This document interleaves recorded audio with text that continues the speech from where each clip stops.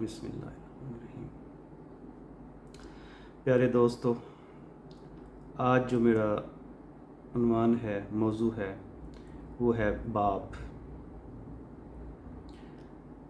बाप का इश्क, बाप का प्यार, बाप की मोहब्बत और बाप की शफ़क़त। अज़लां तूं ए लोग पुराने अज दे नहीं। अज़लां तूं ए लोग पुराने अज दे नहीं। टुर जावन जे बाप ते मुड़ के लभदे नहीं। हाय टुर जावन जे बाप ते मुड़ के लभदे नहीं। सब तू उच्चियां संगतां यारो बाप दियां। जी दे सदके बिंदियां किस्मतां आप दियां। सब तू उच्चियां संगतां यारो बाप दियां। जिस दे सदके बंदियां किस्मतां आप दियां। बाबल वर्गे होर सहारे लभदे नहीं। टुर जावन जे बाप ते मुड़ के लभदे नहीं। बाबल वर्गे होर सहारे लभदे नहीं। टुर जावन जे बाप ते मुड़ के लभदे नहीं। बाप मरे ते सारे हौसले बह जावन। पुत्तर धीआं बिच मुसीबतां पै जावन। बाप मरे ते सारे हौसले बह जावन। पुत्तर धीआं बिच मुसीबतां पै जावन।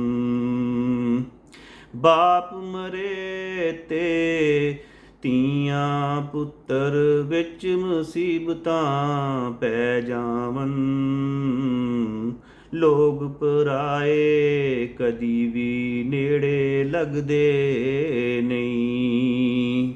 ਲੋਕ ਪਰਾਏ ਕਦੇ ਵੀ ਨੇੜੇ ਲੱਗਦੇ ਨਹੀਂ। ਟੁਰ ਜਾਵਨ ਜੇ ਬਾਪ ਤੇ ਮੁੜ ਕੇ ਲੱਭਦੇ ਨਹੀਂ। ਆਪਣੀ ਉਹ ਔਲਾਦ ਦੀ ਹਰ ਗੱਲ ਸਹਿ ਜਾਂਦੇ। ਹੋਰ ਵੀ ਹੋਈਆਂ ਦਿਲ ਦੀਆਂ ਦਿਲ ਵਿੱਚ ਲੈ ਜਾਂਦੇ। ਕਿਸੇ ਵੀ ਦੁੱਖ ਤੋਂ ਬੱਚਿਆਂ ਕੋਲੋਂ ਬਚਦੇ ਨਹੀਂ।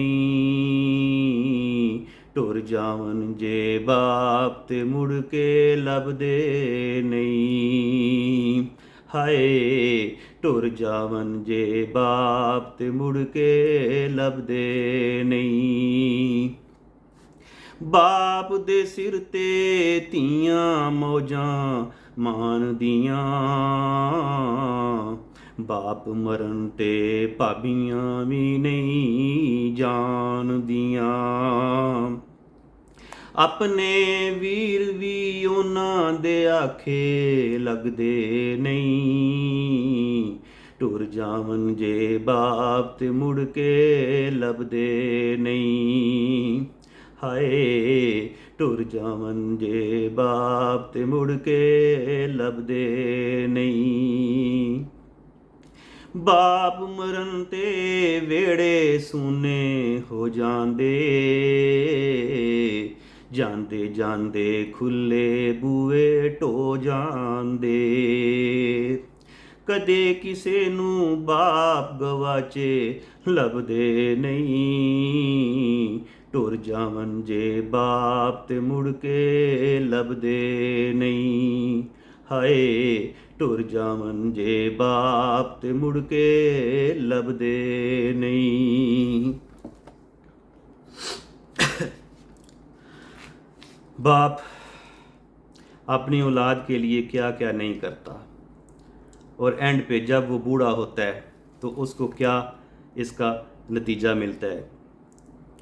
बेटा कहता है अब्बा तूने मेरे लिए किया क्या।